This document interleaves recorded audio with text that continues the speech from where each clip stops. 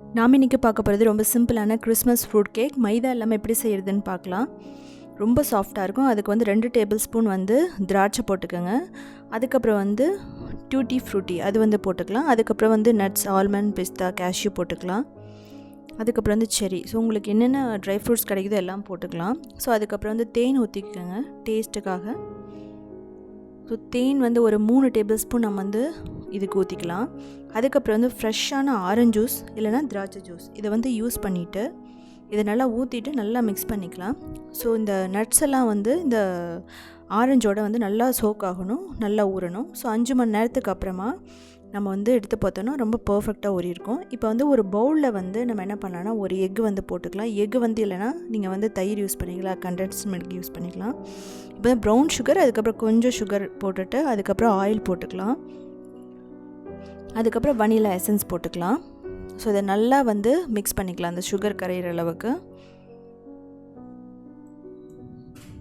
So நான் brown sugar தான் இதில் வந்து அதிகமாக யூஸ் பண்ணியிருக்கேன். ஸோ ப்ரௌன் சுகர் அப்படிங்கிறது ஜாகரி மாதிரி தான்.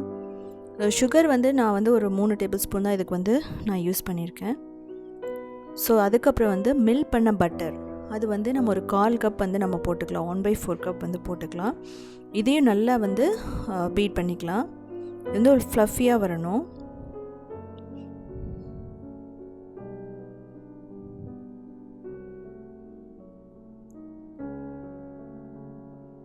ஸோ நமக்கு அந்த வெட் இன்க்ரீடியன்ட் வந்து ரெடி ஆகிடுச்சு. குக்கரை வந்து ப்ரீஹீட் பண்ணிக்கோங்க. 10 மினிட்ஸ் லோ ஃப்ளேமில் வந்து ப்ரீஹீட் பண்ணிக்கலாம். அதுக்கப்புறம் வந்து கோதுமை மாவு, அது வந்து 1/4 கப் எடுத்துக்கலாம். அதை வந்து கட்டி இல்லாமல் நல்லா சளிச்சிக்கலாம்.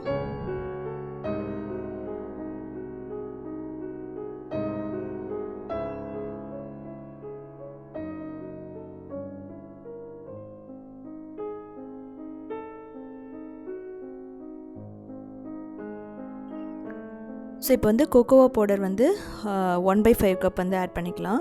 அதுக்கப்புறம் 1 டீஸ்பூன் பேக்கிங் பவுடர், அப்புறம் வந்து 1/2 டீஸ்பூன் பேக்கிங் சோடா, அதுக்கப்புறம் வந்து 1/4 டீஸ்பூன் சால்ட், அப்புறம் வந்து ஜிஞ்சர் பவுடர், அதுக்கப்புறம் சினமன் பவுடர். இதை வந்து நல்லா சளிச்சிக்கலாம். இது வந்து இதில் வந்து கட்டி இருக்கும். ஸோ அதனால் நீங்கள் வந்து கட்டி இல்லாமல் சளி.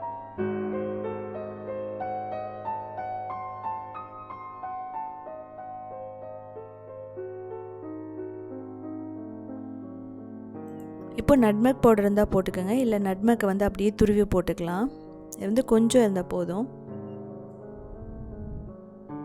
ஸோ இதை முதல்ல நல்லா மிக்ஸ் பண்ணிக்கலாம். ஸோ அந்த பேக்கிங் சோடா, பேக்கிங் பவுடர், அந்த கோகோ பவுடர் இதோடு சேர்த்து நல்லா அந்த மாவு மிக்ஸ் ஆகணும்.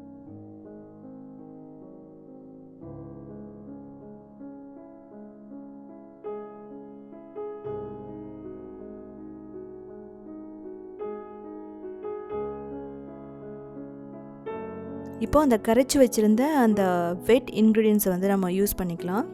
ஸோ இதை போட்டுட்டு என்ன பண்ணலாம் அப்படின்னா, இந்த பேட்டர் வந்து நல்லா ஃப்ளஃபியாக வரைக்கும் நம்ம வந்து நல்லா மிக்ஸ் பண்ணிக்கலாம். இதை வந்து ரொம்ப நேரம் மிக்ஸ் பண்ணாதீங்க, ஏன்னா பேக்கிங் சோடாலாம் இருக்கிறதுனால ரொம்ப ஹார்ட் ஆகிடும். ஸோ ஜென்டலாக மிக்ஸ் பண்ணுங்கள். உங்களால் முடிஞ்சுன்னா கட் அண்ட் ஃபோல்டு மெத்தடில் வந்து நீங்கள் பண்ணலாம். அது வந்து ரொம்ப ஈஸியாக தான் இருக்கும். இந்த பேட்டர் எப்படி இருக்குன்னா, ரொம்ப வந்து தண்ணியாகவும் இருக்கக்கூடாது, ரொம்ப கெட்டியாகவும் இருக்கக்கூடாது. இப்போ வந்து ஊற வச்ச அந்த நட்ஸ் எல்லாமே நம்ம போட்டுக்கலாம்.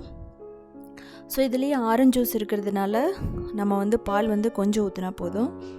ஸோ இதை போட்டுட்டு இதையும் வந்து நல்லா மிக்ஸ் பண்ணிக்கலாம்.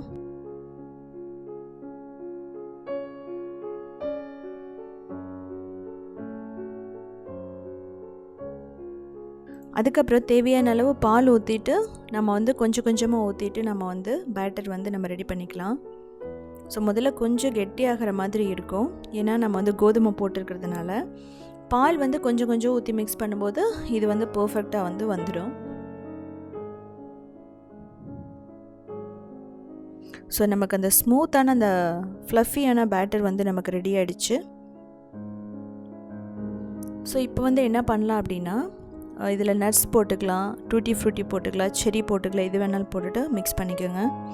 இப்போ வந்து பட்டரும் நான் வந்து ஃப்ளாரும் இதில் வந்து போட்டு வச்சுருக்கிறேன் இந்த பேக்கிங் டின்னில். அதில் வந்து இந்த பேட்டர் வந்து நம்ம போட்டுக்கலாம். அதுக்கப்புறம் போட்டதுக்கப்புறம் வந்து லைட்டாக ஈவனாக ஸ்ப்ரெட் பண்ணிக்கோங்க. அதுக்கப்புறம் வந்து அதை வந்து லைட்டாக அந்த பேக்கிங் டின்னை வந்து தட்டும்போது அது வந்து ஈவனாக ஸ்ப்ரெட் ஆகிடும், பபிள்ஸும் வந்து வராது.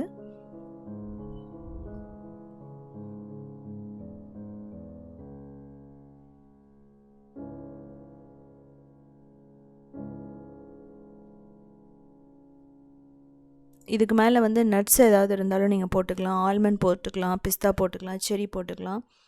நம்ம போட்டுட்டு நம்ம என்ன பண்ணலாம் அப்படின்னா பேக் பண்ணிடலாம்.